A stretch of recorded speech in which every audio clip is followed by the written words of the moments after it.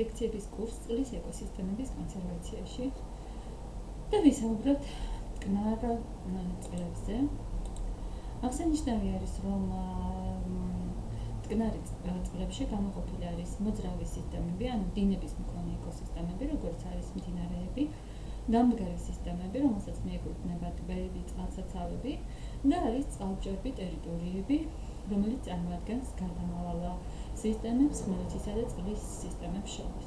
მტკნარი წყლებისათვის, წყლების ეკოსისტემებისათვის მნიშვნელოვანი არის ჰაბიტატის თვისებები. აქ დიდი მნიშვნელობა ენიჭება სუბსტრატს, ქვიშადალანი არის ნაკლებად სასარგებლო ხელსაყრელი გარემო ცოცხალი ორგანიზმებისათვის, ვინაიდან არის ნაკლები და მცირე ადგილი მისამაგრებლად, ხოლო კლდესა და ღორღის მქონე ადგილები არის უფრო კარგი, ვინაიდან აქ იქნება დამცავი საფარი და რეფუგიუმი წყლის დინებისაგან თავდასაცავად. დღეისათვის მტკნარი წყლების მდინარეების, კერძოდ მდინარეების მსოფლიოს მდინარეების ნახევარზე მეტი არის მნიშვნელოვნად შემცირებული, დაბინძურებული, დეგრადირებული, ან მოწამლული არის გარშემო ეკოსისტემები, რომელიც წარმოადგენს საფრთხეს ადამიანისათვის. მიწისქვეშა წყლებიც ასევე ძლიერ არის დაბინძურებული, თუმცა ჩვენ ამას ვერ ვხედავთ და ეს განიხილება როგორც ფარული კრიზისი და მიწისქვეშა წყლები მოგეხსენებათ, რომ ასაზრდოებს ბევრ მდინარეს ტბას და მათი დაბინძურება სერიოზულ ზიანს აყენებს და შემდეგ იწვევს ასევე სხვა უფრო დიდი წყალსაცავების დაბინძურებას. მტკნარ წყლებს, შიდა წყლებს, როგორც არის ტბები, მდინარეები, ჭაობები, სწავლობს მეცნიერება, რომელსაც ეწოდება ლიმნოლოგია. ლიმნოლოგია არის სწავლება შიდა წყლების სტრუქტურული და ფუნქციონალური ურთიერთქმედებების შესახებ. ლიმნოლოგია არის ჰიდროლოგიის ერთ-ერთი დარგი. ჰიდროლოგია უფრო მსხვილი მეცნიერებაა, იგი დაყოფილი არის ხმელეთის ჰიდროლოგია და სწავლობს შიდა წყლებს და ზღვების ჰიდროლოგია, ზღვებსა და ოკეანეებს სწავლობს ზღვების ჰიდროლოგია. უნდა აღინიშნოს, რომ ლიმნოლოგიის თავდაპირველად ლიმნოლოგია განისაზღვრებოდა როგორც ტბათმცოდნეობა და მარტო ტბები იყო მისი შესწავლის ობიექტი, თუმცა შემდგომში, ანუ ამჟამად უკვე ლიმნოლოგია მოიცავს ასევე მდინარეებსა და ჭაობებსაც. განვიხილოთ მტკნარი წყლის ეკოსისტემები და თავდაპირველად გავეცნოთ ტბების თავისებურებებს.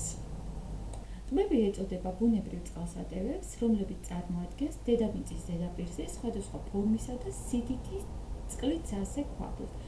ქვაბულების წყლით ავსება წარმოავს მდინარეებით, ატმოსფერული ნალექებით, მიწისქვეშა წყლებით და იშვიათ შემთხვევაში ზღვის წყლებით.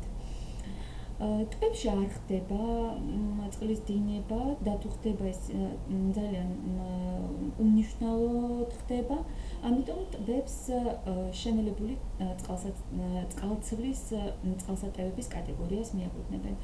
ამავე ტიპს ეკუთვნის აგრეთვე ხელოვნური წყალსაცავებიც. ტბების წარმოქმნაში განსაკუთრებული როლი ენიჭება გეოგრაფიულ ფაქტორებს, რელიეფს, კლიმატს, ჩამონადენს და სხვა. ტბების ძირითადი მორფომეტრიული ელემენტებიდან არის აღსანიშნავი ტბის წყლის სარკის ფართობი, ანუ ზედაპირის ფართობი, ტბის სიგრძე, ტბის სიგანე, ტბის სანაპიროს სიგრძე, ტბის სანაპირო ხაზის შემოჭრილობა, წყლის მოცულობა, მაქსიმალური სიღრმე და საშუალო სიღრმე. ტბები წყალცვლის ხასიათის მიხედვით იყოფა გამდინარე და გაუმდინარე ტბებად. გამდინარე ისეთი ტბებია, სადაც ზედაპირული წყლები მდინარეების სახით გამოედინებიან, ხოლო გაუმდინარე არის ისეთი ტბები, რომლებიც არის გადინებას მოკლებული. ცნობილი არის, რომ გამდინარე ტბები უფრო მეტად ტენიან და ზომიერ კლიმატურ ზონაში არის მოთავსებული, ასეთი არის მაგალითად ლადოგის, ონეგის, ბაიკალის ტბები, ხოლო გაუმდინარე არის უფრო დამახასიათებელი მშრალი კლიმატური ზონისათვის. ასეთი არის მსოფლიოს უდიდესი ტბები, არალის, კასპიის ზღვა და სხვა. რაც შეეხება ტბების ქვაბულების წარმოშობას და მათ გენეტიკურ ტიპებს.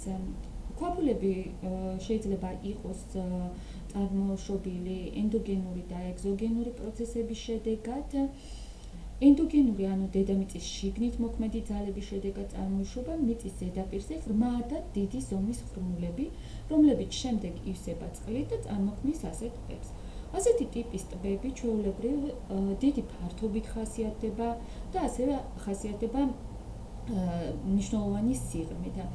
ამ ტიპის ტბებს მიეკუთვნება მსოფლიო მნიშვნელობის დიდი ტბები, როგორიც არის კასპიის, ლადოგის, ონეგის, ბაიკალის, სევანის ტბა, ზაისანის ტბა ყაზახეთში, მიჩიგანის, ჰურონის ტბა ამერიკაში, ტანგანიკის ტბა აფრიკაში, ნიასის ტბები მალავში. არსებობს აგრეთვე ტექტონიკური წარმოშობის ტბები, რომელთაც ქვაბულები წარმოიშობა მიწისძვრის დროს კალთების ჩამოქცევისა და მდინარეების გადაგუბების დროს.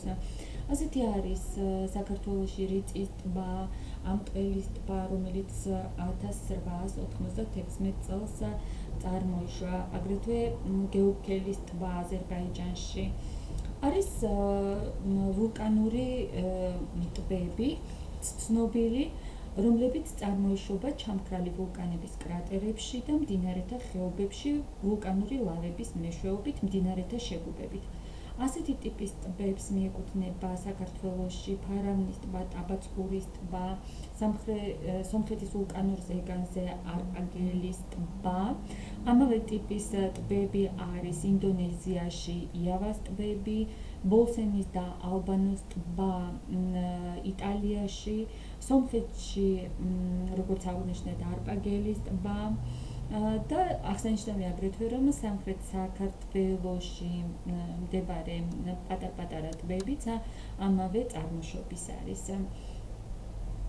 რაც შეეხება ეგზოგენური პროცესების შედეგად წარმოშობილ ტბებს, ამ ტიპის ტბები არის მრავალგვარი, ისინი შეიძლება იყოს დაყოფილი შემდეგ ჯგუფებად: ჰიდროგენური, გლაციური, ორგანოგენური, ანთროპოგენური.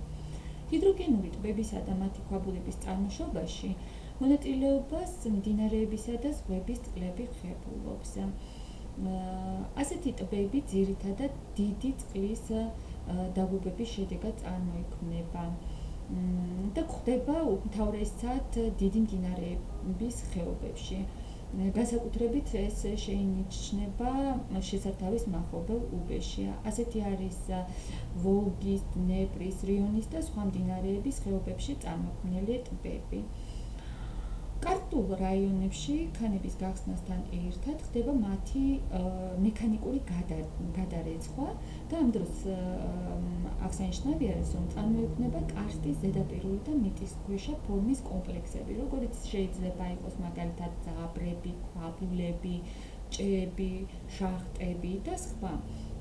ამ ტიპის ღრმულების, ეგრეთ წოდებული ღრმულების ავსებით იქმნება კარსტული ტბები. ამის კარგი მაგალითი არის აფხაზეთში ცისფერი ტბა, აგრეთვე აღსანიშნავი არის ადრიატიკის ზღვის ჩრდილო-აღმოსავლეთ სანაპიროზე მდებარე ტბები, საფრანგეთში, საბერძნეთში, ალპებში, ყირიმში მდებარე ტბები. საქართველოდან კიდევ მნიშვნელოვანი არის ერწოს ტბა, რომელიც ჯავის რაიონში ცხინვალ ომის გზაზე მდებარეობს, ზღვის დონიდან 1710 მეტრზე. არსებობს ზღვის სანაპირო ზოლებში წარმოშობილი ტბები, ეგრეთ წოდებული ლაგუნები და ლიმანები და მათ ზღვის რელიქტურ ტბებსაც ვუწოდებთ. უნდა აღინიშნოს აგრეთვე, რომ ტბების წარმოშობაში მნიშვნელოვან როლს ასრულებს მყინვარების ეროზიული პროცესებიც. წინ მოძრაობის შედეგად მყინვარი აკეთებს ღრმა ხნულს, აღრმავებს ამ დროს ადგილს და წარმოშობს ქვაბულს. როდესაც მყინვარი უკან დაიწევა, ეს ქვაბული შეიძლება აისოს წყლით და ასე წარმოიშვება ტბა. მყინვარების გადაადგილების შედეგად იქნება ქანების ნამტვრევების ფენა, ეს არის ცნობილი როგორც მორენები და მორენების ქვაბულებში წარმოშობილ ტბებს ჩვენ მორენულ ტბებს ვუწოდებთ.